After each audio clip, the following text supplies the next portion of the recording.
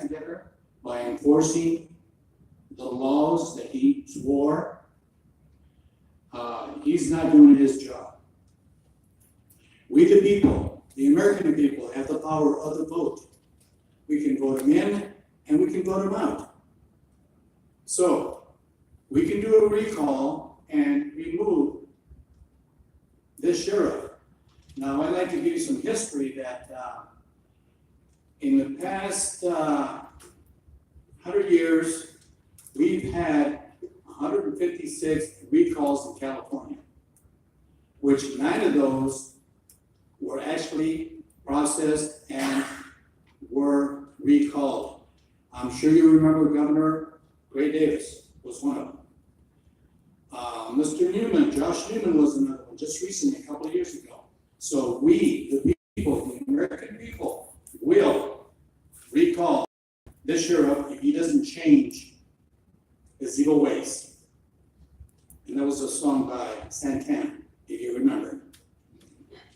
Okay, my third issue is the trust act. I think it's unconstitutional, and we the people, the American people, need to find a way to change this because it's protecting criminals. It's protecting criminals who are violating and killing American citizens, and we have to stop this. It's so important that we need to stop this because I hope it's none of your members, family members, or mine. So we need to stop this. And the fourth issue is Sheriff Venezuela.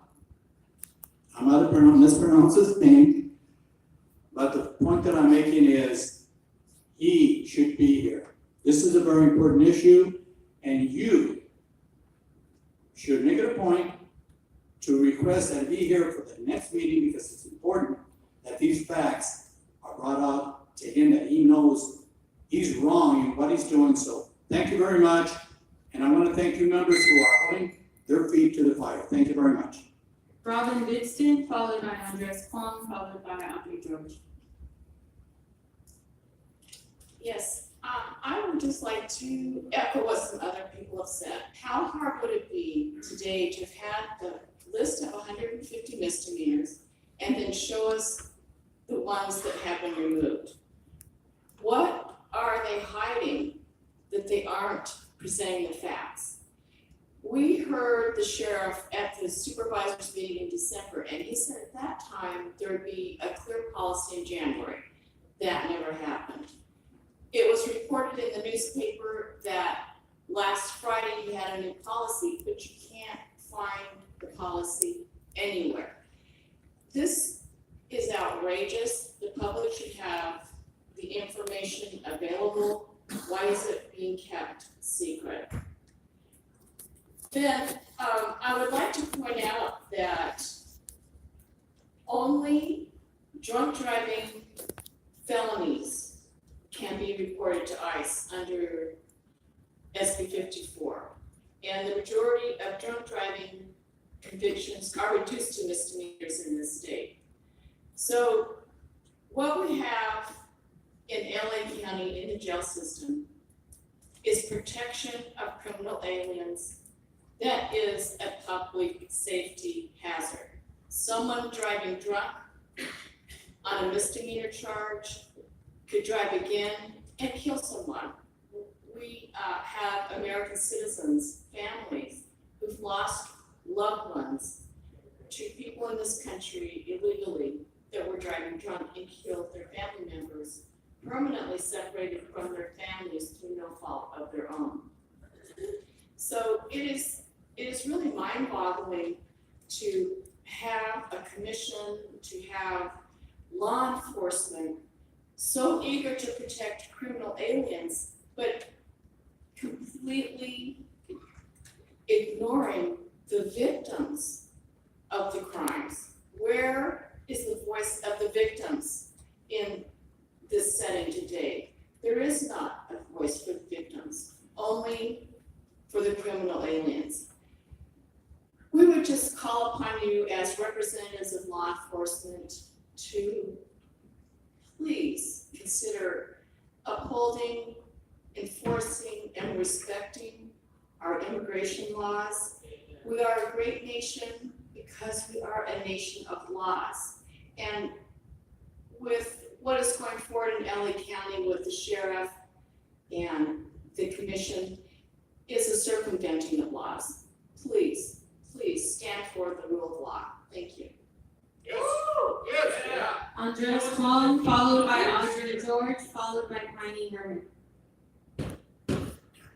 Andres Juan, ACLU. First of all, I would like to ask you to discern who's here from Los Angeles and who's here from out of town. The IE, the OC, the Gimlet.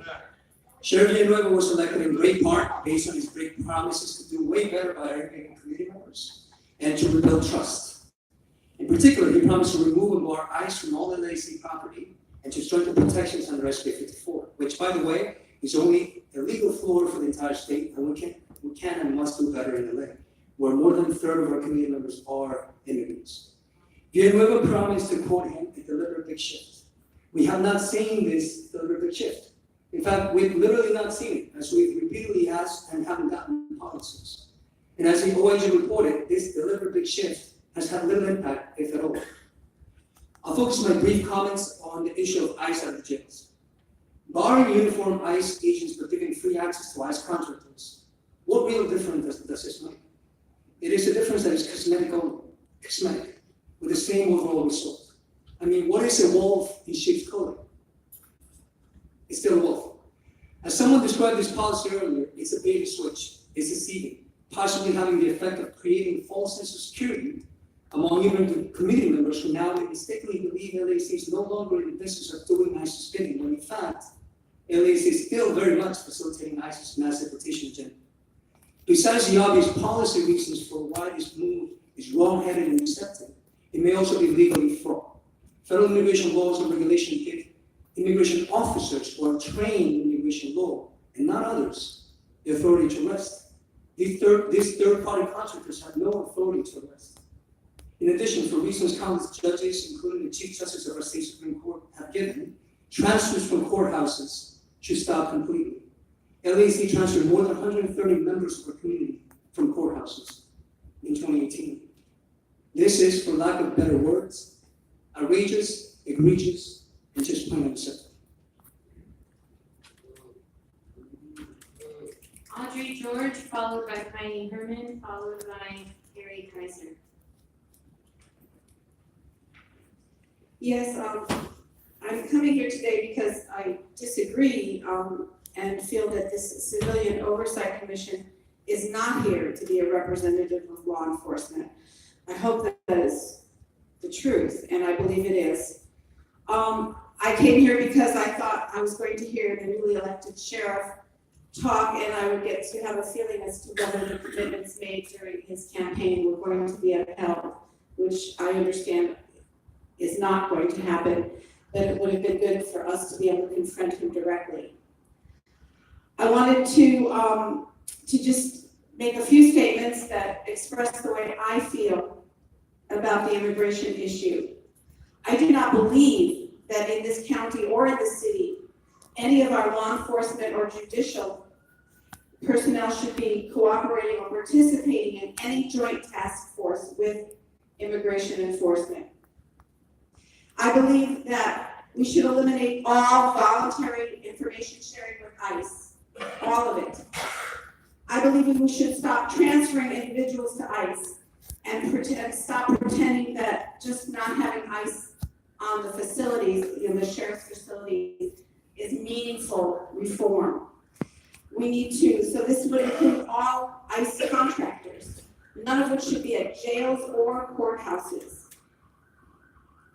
And that we should also finally stop the ICE transfers, all ICE transfers. And I don't believe that there should be any misdemeanors on that list at all.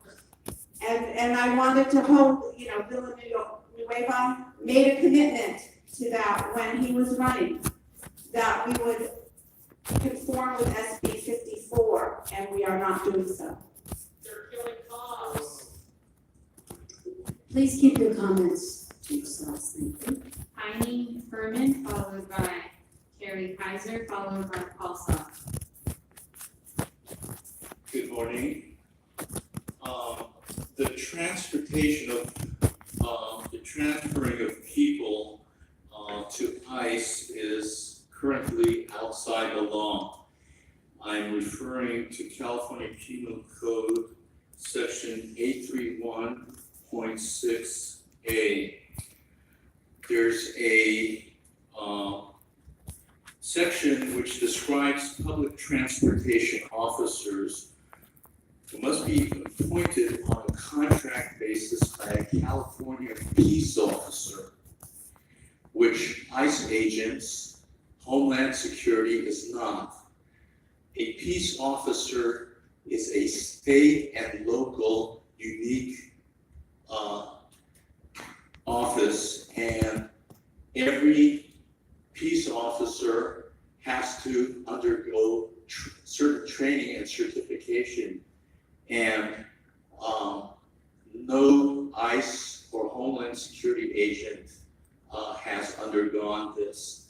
I have spoken with Steve Soberoff, and the way he put it when who's from the LAPD Police Commission, when ICE puts police on their chests or backs, the way he said it was they're trading on our brand. And there's been an ignoring of California law, and the LAPD and Sheriff's Department has leaned over backwards in order to ignore this. Thank you. Carrie Kaiser, followed by Paul Sock, followed by Milena Jankovic.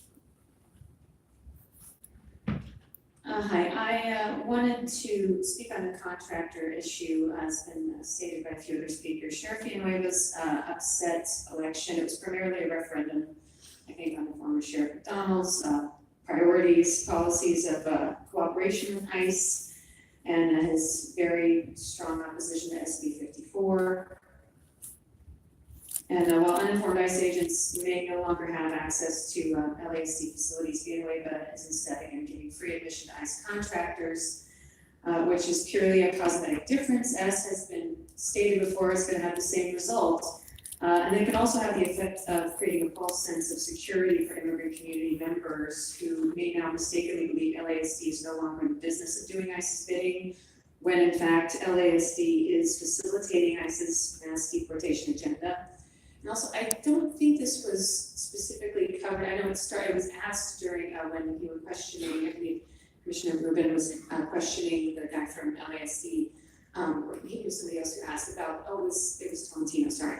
The outfits that these contractors are wearing when they're taking people, and I mean, I don't necessarily believe what the answer that you got is accurate. You know, what the speaker right before me said, you know, they can wear a vest that say police, and that sends a very clear message to people that are in a vulnerable position. So, I mean, I would love for the commission to ask specifically for, you know, photos of what are these people wearing, what are these contractors wearing? Because I think they'll probably wear something that says police on it, or something similar to intimidate. Thank you. Paul Sock, followed by Milena Jankovic, followed by Keith Harding. Paul Sock with the Youth Justice Coalition. Troubled by these conversations. As many people know, I was taking my eyes myself when I left custody. You know, this is really tough things to look at other families facing separations, tough things to have to look at my brother-in-law, tell him probably be gone for something that happened when I was 17 years old. You know, now I'm in my mid-30s, can't pick up. Like, how do we have these conversations? So I just want to encourage you to really think about the people that are having these conversations. Because that's the reality of things, right? We're not in California back in the 1800s when we were talking about the anti-coolie act.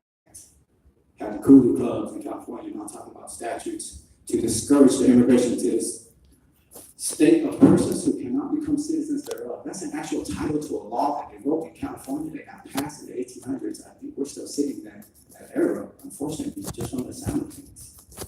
You know, this is very troubling. But we can look into shootings, mass shootings, etc. in the past. You know, when people that are not of color, there tends to be a mental health issue. Or migrants do, they go and do some harm and some wrong. They become the scum of the earth, get out of our country type mentality. It's kind of a double standard. We're all people making similar choices. Just in particular, I just want to touch a little bit on misdemeanors. You know, LA County, well, California as a whole, right, has really terrible poverty. We're number one in poverty in the US. I mean, what does that say about us? What does that say about LA County, where we have like 16.3% of our people are living in poverty? Poverty tends to lead to crimes of survival, quality of life crimes, people like the people on the corner, etc., doing things. I mean, are we still living in broken windows policing? Are we still living in an era of John DeLuca with body count? We're not still living in an era, are we? I think we moved past that, right? We have to rethink about different things. Part of the reason why people do commit misdemeanors, though, is for the simple fact that there aren't any resources to help them. Oh, I think I'm breaking the mic, sorry. That people aren't really resourced in our communities to struggle. You know, people don't have access to social services as well as some other people. The social safety net is not always that strong. Even for myself, when I was a green card holder at 17, my dad died, I went to the school and said, I need some help, they pushed me out. That was the answer. But that's what social services did for me. And that's how I wound up getting in trouble. So who took care of me when I was 17 to keep me out of trouble? Nobody did. The only people here in the community were remember badges, wait to arrest us. That's it, that's all.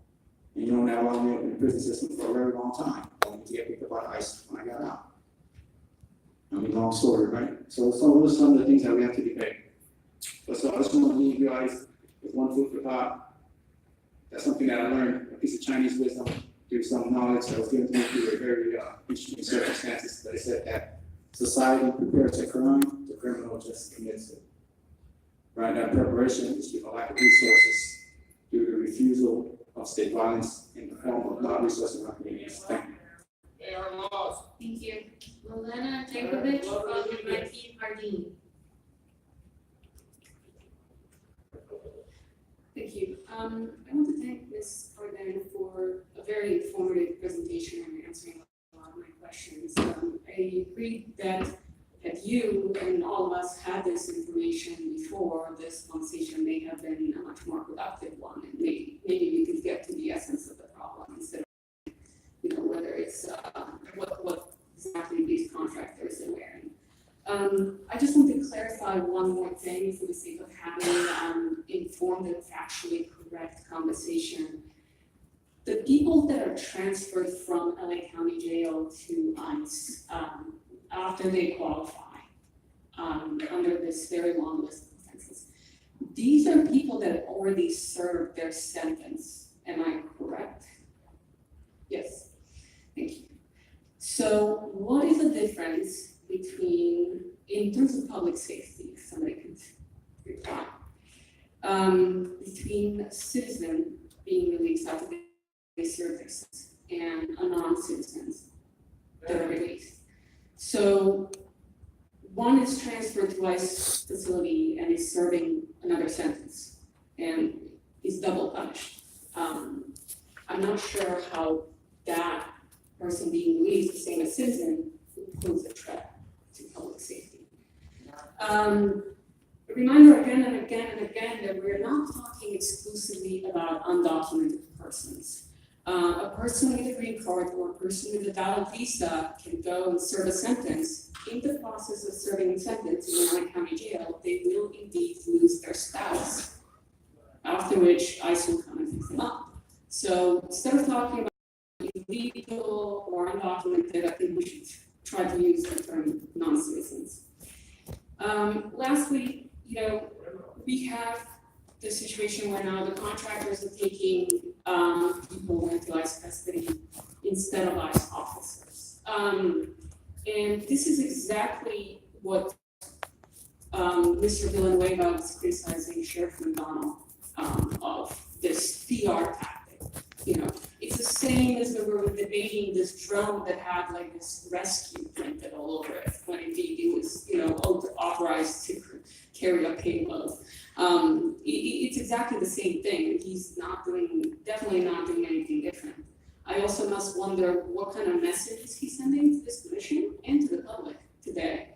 Mr. Morham was severely underprepared. He's not here to listen to the public. As a matter of fact, none of his team are here. You know, you're taking the heat, you're getting questions that you yourself don't have answers to. I'm very confused with where this is all going, but if I can just finish, he actually managed something that no one before him managed to do, which is to unite this group in opposition to what he's doing. Thank you, ma'am. Yes. Last speaker, Keith Hardini. Hold on 1 second. Can I please ask the folks over in the corner who are making comments and grunting noises to just please be respectful. When you're speaking, no one's making comments on your time. Thank you so much. Did you hear what I just said? Yeah, it's good to be back here again. You know, I want to commend you guys. I really think it's good that you, from what I witnessed the second where we were talking, and you did challenge them on some very important points of clarity. We need to get clarity on this, all of us. And me, I just can't help it being a history teacher. I can't help but bring back the parts of history that apply, that are relevant. And I want to start with this. This is interesting. And I'll get to my real point. This is the 14th Amendment, Section 1. No state shall make or enforce any law which shall abridge the privileges or immunities of the citizens of the United States.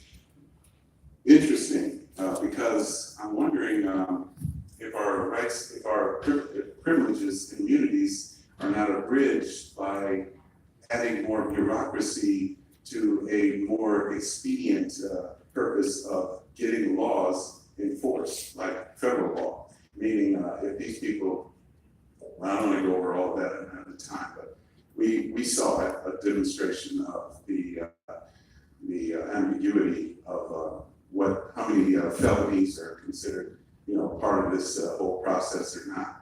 And see, I think it's important to get clarity there. So you're going to ask for that, and you're going to get a list, hopefully, of the felonies that have been excluded or included, whatever. But the history of that even goes back to our Judeo-Christian ethic, which is a part of our founding. Native-born Israelites and foreigners are equal before the Lord and are subject to the same decrees. This is a permanent law with you, and to be observed from generation to generation. The same instruction and regulations will apply both to you and to the foreigners living among you. That's in the book of Numbers 15 through 16. Interesting that it's in the Bible and that the founders adopted that into our Constitution. I just read it, that equal protection of the law is a natural law, which I think is so important that we make sure that equal protection, meaning the equal the privileges, also apply to citizens as well as those who are here illegally as well. So I think it's important to find that balance wherever you guys would find it. And it starts with getting the information that you requested today. Thank you, sir, Mr. Bonner, for requesting that information. That's very important. One other thing, maybe somebody should ask about the fiscal impact of contracting outside, or if it's outside, I don't even know. See, this is the whole thing. We're contracting. So what is the fiscal impact to the taxpayer? Is it greater or less? Okay. Pastor Hugh?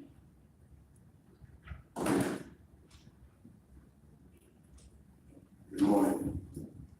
Today is the 7-year anniversary of the murder of Trayvon Martin by a vigilante citizen with the mentality of criminalizing those who are different.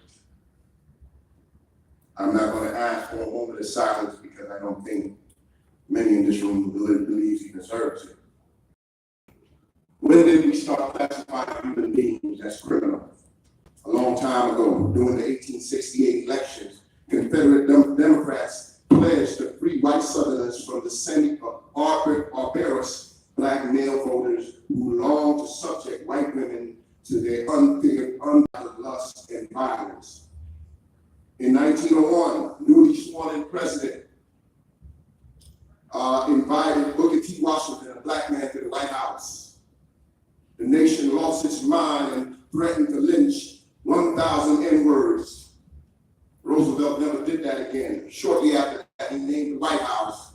It used to be called the President House, but shortly after that, named it the White House. During Lincoln's presidency, he considered colonization. Why? Because he wanted to deport, thought it was a good idea to deport all that free former enslaved people back to Liberia and to Haiti in order to keep white America safe from those barbarians that had just been brutalized all their lives. What I'm saying is that fear is not new. It has always been a strategy and a tactic for those that want to preserve white culture only, Western culture for white folks. Additionally, there would be no America without the criminals who murdered Native America. There would be Native Americans. There would be no America without the brutalization of black bodies. Now that's unfair. I can't get Malcolm X back. I can't get our ancestors back. I can't get the black women who were raped back. I can't get all the black bodies, the black fathers, the black children that were lynched by the Klan. No, we can't get that back. There's a lot of unfairness to go around, my brothers and sisters. My brother served in the Gulf War and in the Afghanistan War.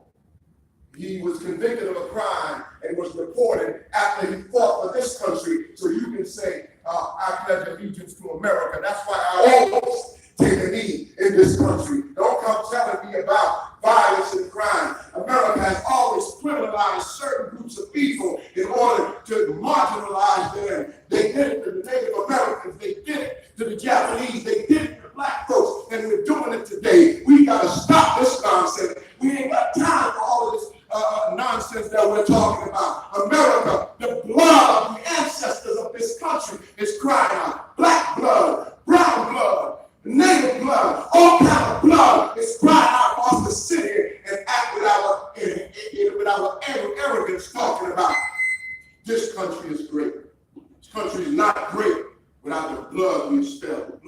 The blood that has been spilled. All of those people make this country great. Okay.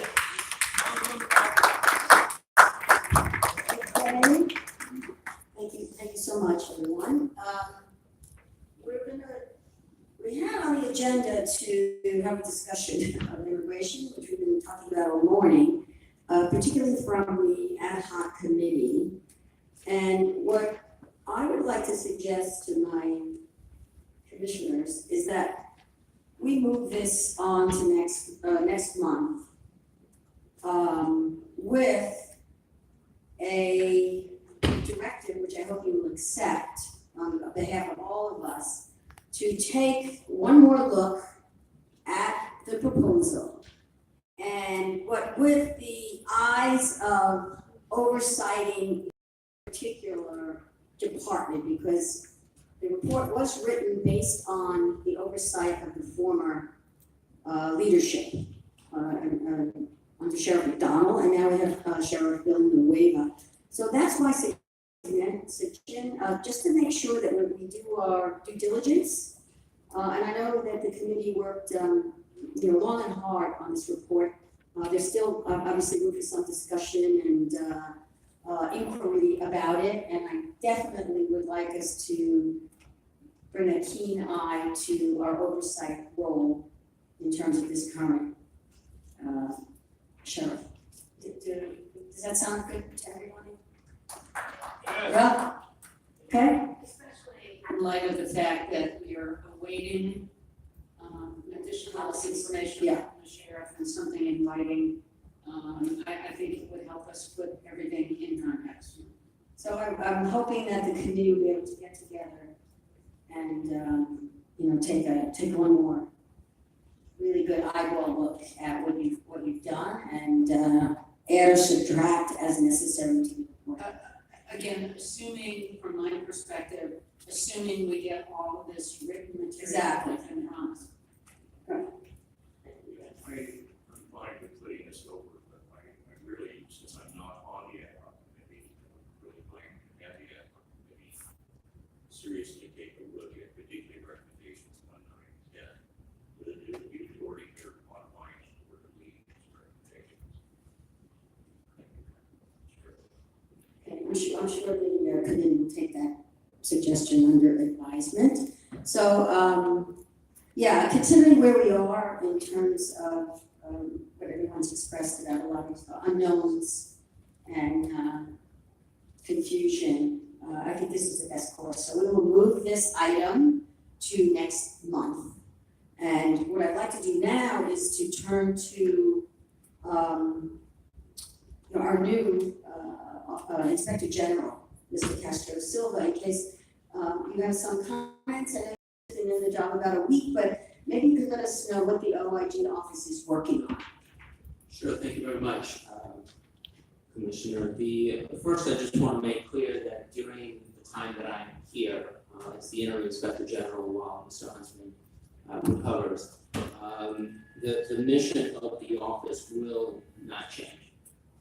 And that it will continue to be committed to strong, independent, and effective oversight over the Sheriff's Department, to ensure that it is transparent, to ensure that it is accountable, and to ensure that it continues, at minimum, its constitutional policing requirements.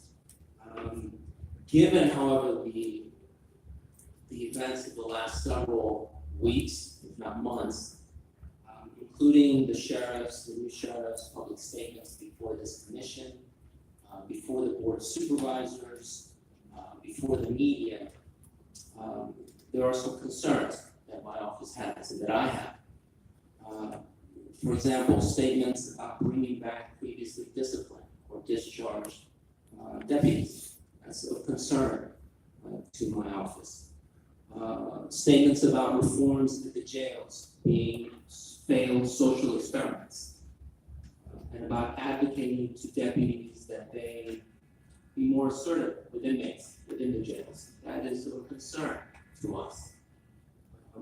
Statements about secret societies within the department, and about the concern that is more an indication of hazing concerns, as opposed to maybe the greater concern of how those secret societies affect the community and affect the trust the community has in the department.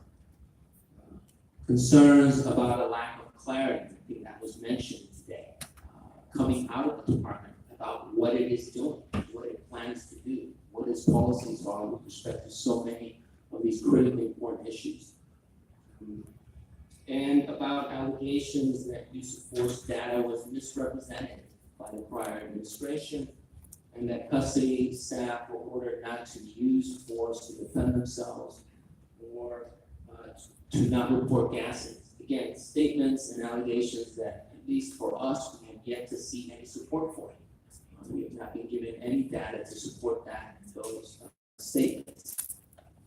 And we're concerned that the department not slide back to a time that we all thought was over. Among other things, we're concerned about the department apparently reversing the dual track program in custody.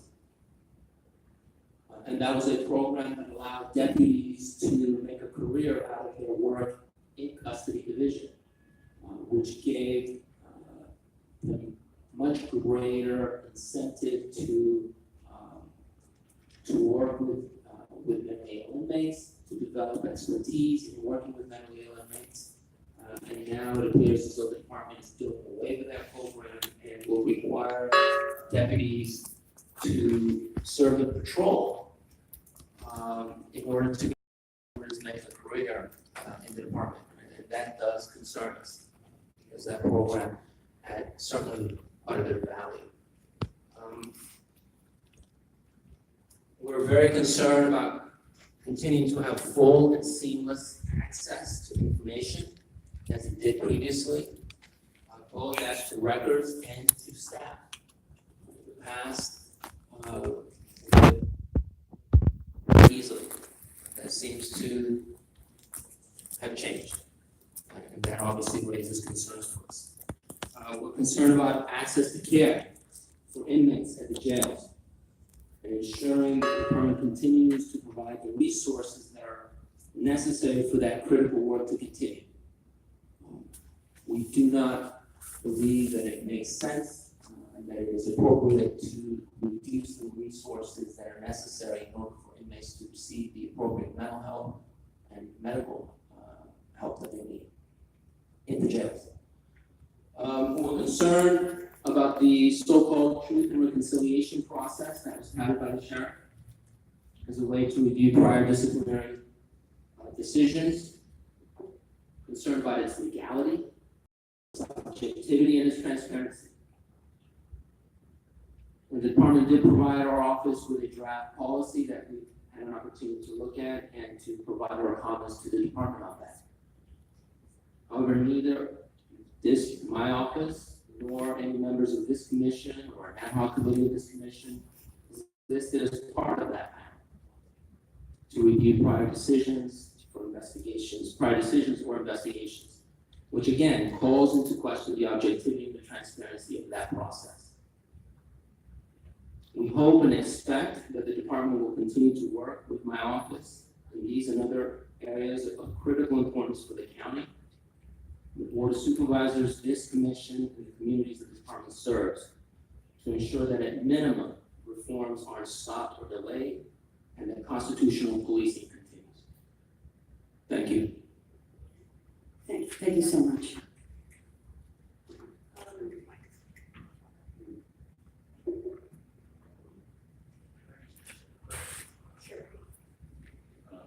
Perspective. There was an assertion not so long ago, I believe it was by Sheriff anyway, that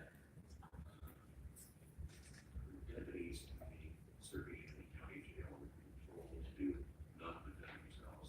And as a separate item, not against them. Has the IG covered whether there's any documentary evidence to support either of those assertions? Commissioner, we have not been given any information to support those two statements. And my understanding is that the Rosas monitor also requested that information and was not provided any information to support those statements. I have a question. Among the many things that you mentioned, include many issues that I think members of this commission are concerned about.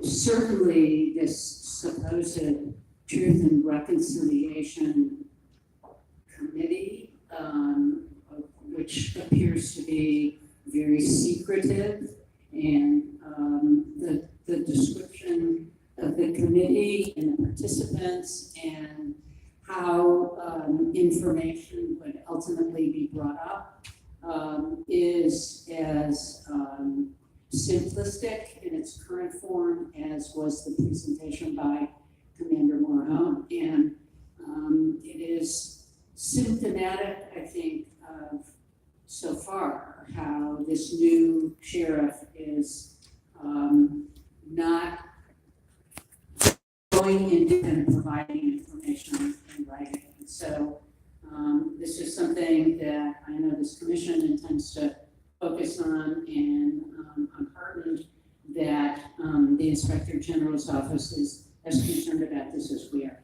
Absolutely, and I think our office needs to partner with you in all of these areas to ensure that both of our offices are doing what we were created to do, which is to provide appropriate oversight over the department. Any other comments from the commissioners? Okay, the list is long for our, calling for our attention.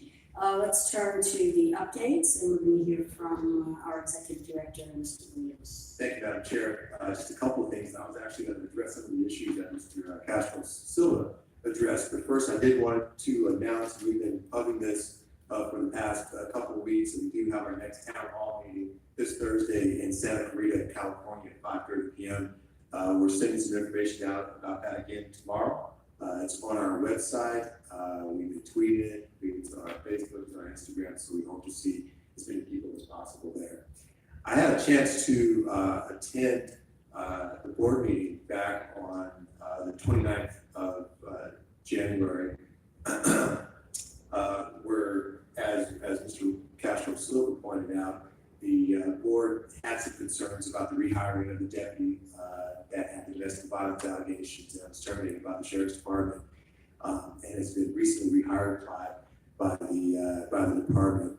I also attended the Sheriff's January 30th 2019 press conference where he made some statements concerning the social experiment going wrong that Rod mentioned earlier, as well as I had some questions about some statistics that were put out by the department that both this commission and I believe the ROSIS monitor had relied upon. Last week I received draft policies concerning the Truth and Reconciliation panel from the department. I don't know if that is a completed policy or where that policy is, but I raised those issues and those concerns because I think it presents a challenge to this commission. I wish we had full complement of our commissioners here now, but it presents a challenge to this commission, and that we had a body of work that we've been working on over the past year and a half, 2 years, and we're going a certain direction on the street.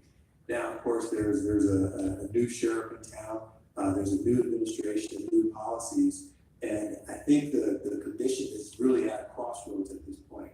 We need to perhaps take a step back and determine which direction we might want to go.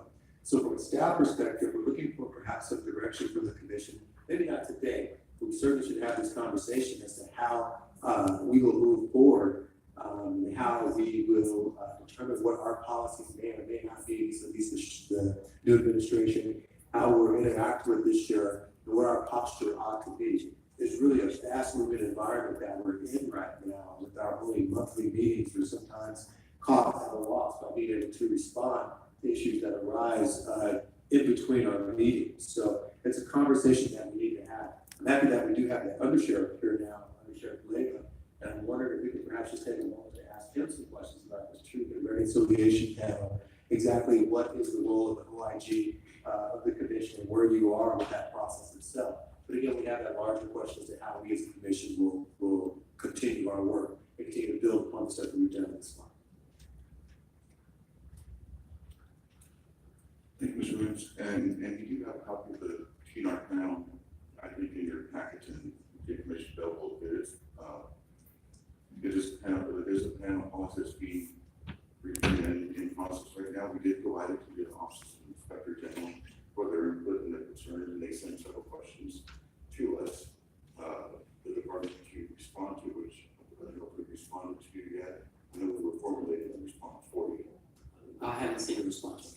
But there will be a response going back to Mr. Patrick.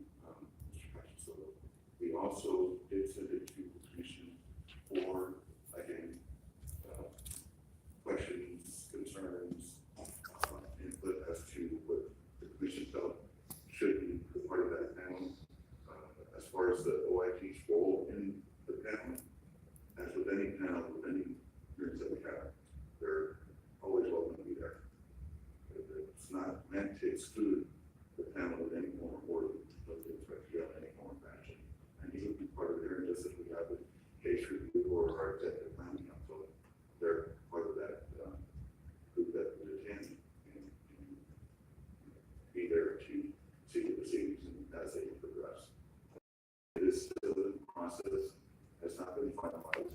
We await commission's input and ask for the input, which is why I had them send it to you a couple weeks ago.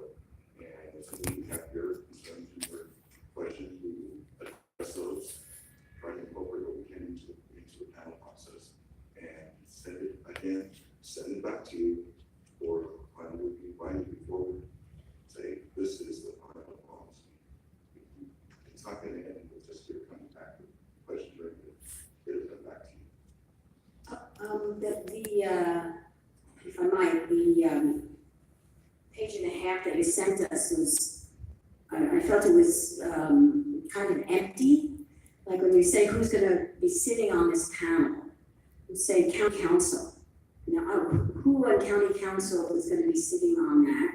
And there's a constitutional advisor that's gonna be part of the panel. It would be good to know who that is. But I have a major question and a major difficulty. Is this even legal? Is number one. Is it legal to be doing this?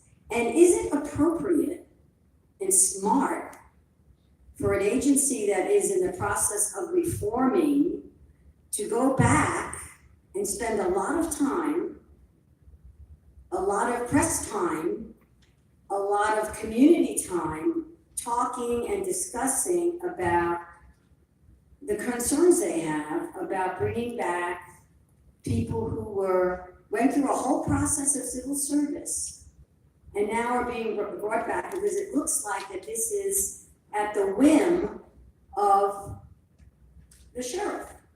So there are two things going on for me. One, is it illegal? And number two, is it really what the sheriff should be doing? So then that adds another three. The third thing would be, then we're supposed to oversight. We're supposed to possibly oversight something that may not be legal, and we may not even agree that it should be happening. So there's some deep questions around this, and the actual proposal is pretty thick. So those are my comments. There's Commissioner. If I may just Okay. interject. Yeah. This wasn't agendized, so we can't really take it. Oh, okay. Today. But I wanted to bring it to the commission's attention that staff is working on, and perhaps we can agendize this for our next meeting to have this global discussion.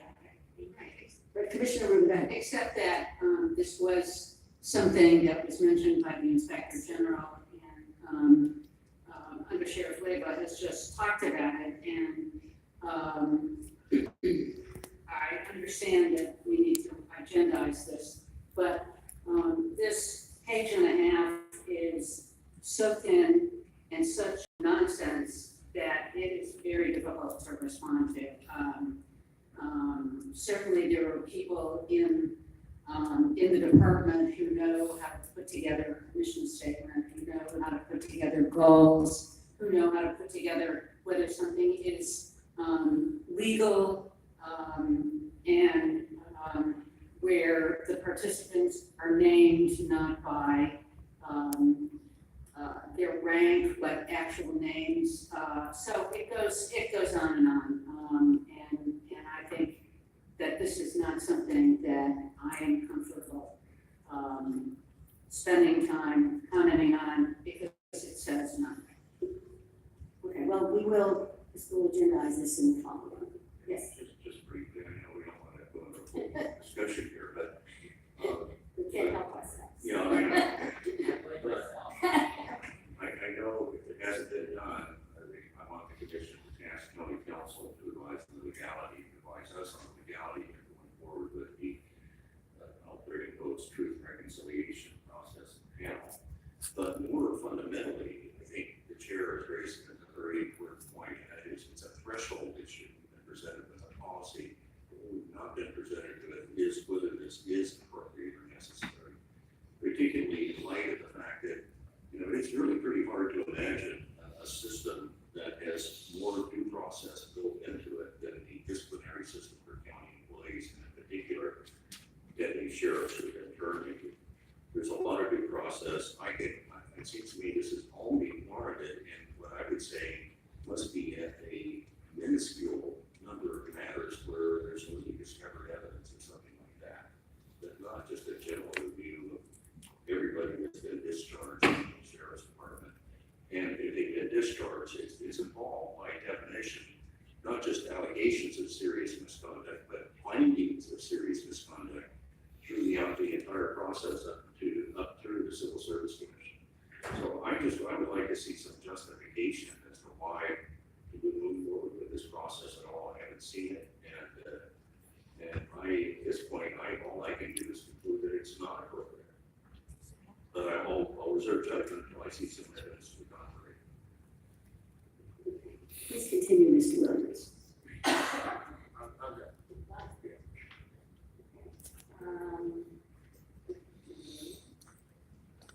Are there any ad hoc committee updates, any further updates? I know that I'm interested in our communication plan that we've been working on. We had an ad hoc committee that worked very closely with some community groups, community people about the communication. Whenever there was a situation where a loved one of a family was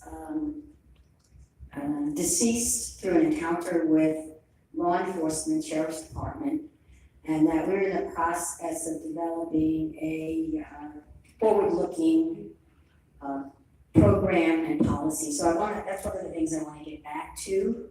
And so perhaps, Mr. Lego, we can resurrect resurrect that project also. I know that, I believe your department, the Sheriff Villanueva was very much in support of that, so it would be important for us to revisit that. I did go, I don't mind saying, I did go to the PRIA meeting, this week and last week. And, I was hard to see that progress is being made on that front. So there's work that's being done within the department, which is, it's continuing, which is very gratifying. And perhaps what we can do in the next month or two, do a recap on where we are with all of our different projects that we were working on, with the Sheriff's Department. I have a brief report on use of force. Show you that. Just, this is the use of force with respect to in the patrol area. First of all, I believe we've got scheduled next week, the scheduled meeting with ALAS to discuss their views on this issue.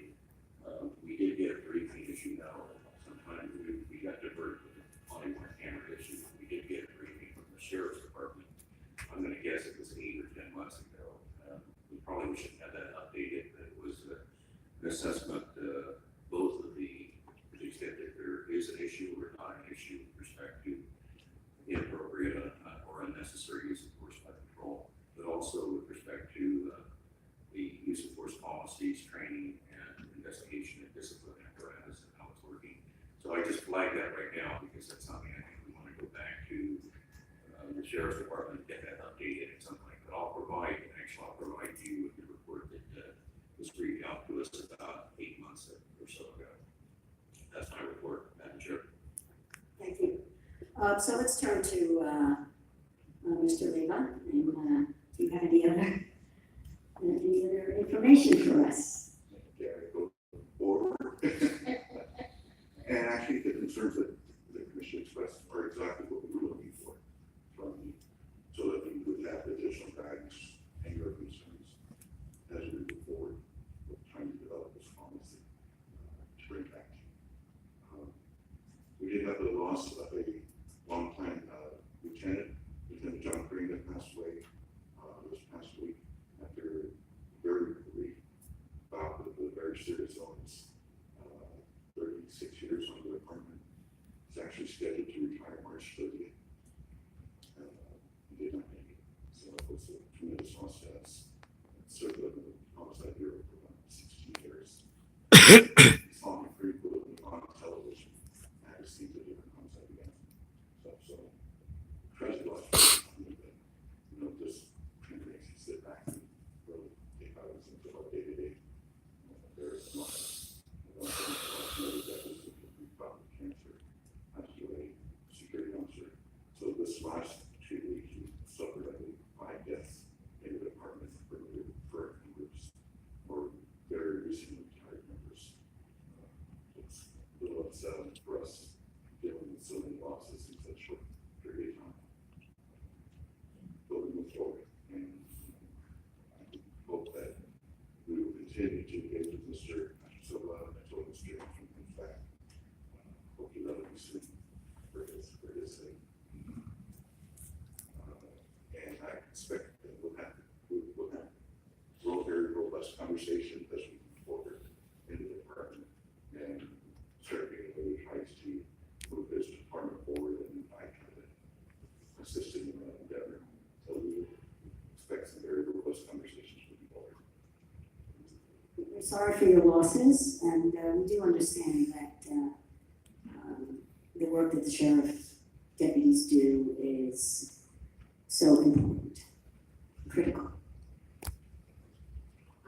If I could ask, I know that when Sheriff Villanueva was here the last time, he, last month, said that,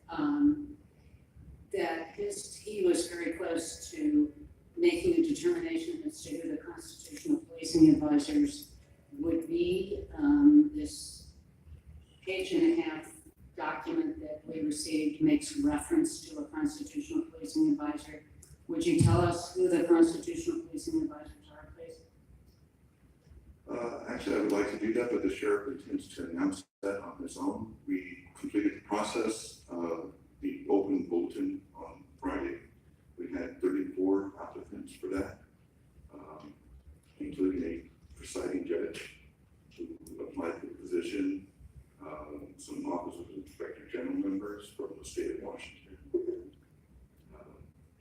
California, very, very experienced group of candidates. And I've gone through all the resumes. I will be meeting with the sheriff today to discuss some of the candidates, and I expect to go on some interviews with potential police advisors, and should know very shortly. But I was extremely impressed with the quality of the candidates that submitted their resumes. Well, is it possible that we could learn about it before we hear about it on the news? Hope so.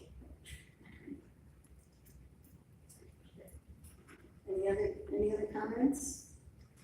I just want to say I don't want to pump the bear and Commissioner Rubin. Okay, so we will adjourn, and thank you everyone for your presence today. Thank you for coming. Yes? Oh, we have come, oh, sorry. Oh, sorry about that. I thought we'd get out early today. What was I thinking? Please come forward. Greg Ziska, followed by Payne Artiano. I don't think you're here. I'm here. Can I just speak from here, or do you want me to? Yes, I'd like to go ahead and talk about, I'll bring attention to the past younger brother in the Los Angeles Sheriff's Department's custody. There was a lot of good points that were brought up earlier regarding information that wasn't available online. I had a lot of trouble just getting information about what exactly occurred. When I reached out to the Internal Investigations Department to let them know that their rank structure on the website wasn't up to date, they went ahead and just negated what I was saying. Just casually dismissed it, basically telling me that I was wrong. It has become increasingly clear to me that a lot of the sheriffs and I guess their leaders, their supervisors are integrity violators. They are dishonest. They are unethical. Most of my encounters, unfortunately, turn out to be very negative, right? When I approach them, with genuine concerns, and to have my concerns condescendingly dismissed, that's unacceptable, right? I can't be receptive to that. I can't, proceed with a smile on my face. There's no way, especially after everything that's happened. I just, it's with just across the board, from the custody personnel to the patrol personnel. I could be walking down the street and, they'll drive by looking at me like thugs. I'll wave, smile, they'll go around the block, and then just approach me, in a very aggressive manner. Unacceptable. I'll go try walking around the Twin Towers facility. You're not going to get a smile. You're not going to get appropriate greeting of the day. You're just going to get just a very negative look, right? You can't. It's just unacceptable.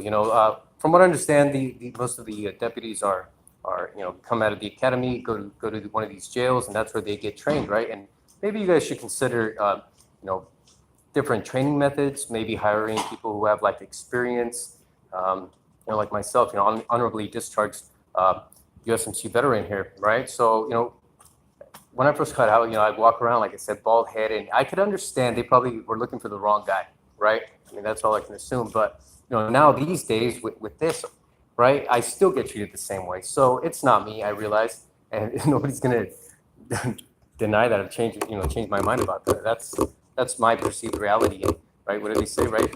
Perception is reality. So yeah, I just wanted to address that. And also with regards to what this new sheriff here, I guess he has updated some of the stuff on his website. So I guess he's making some progress there. Yeah, thanks for letting me share. Thank you. Thank you so much. Okay, so everybody have a good rest of the week. See you next month. We're adjourned.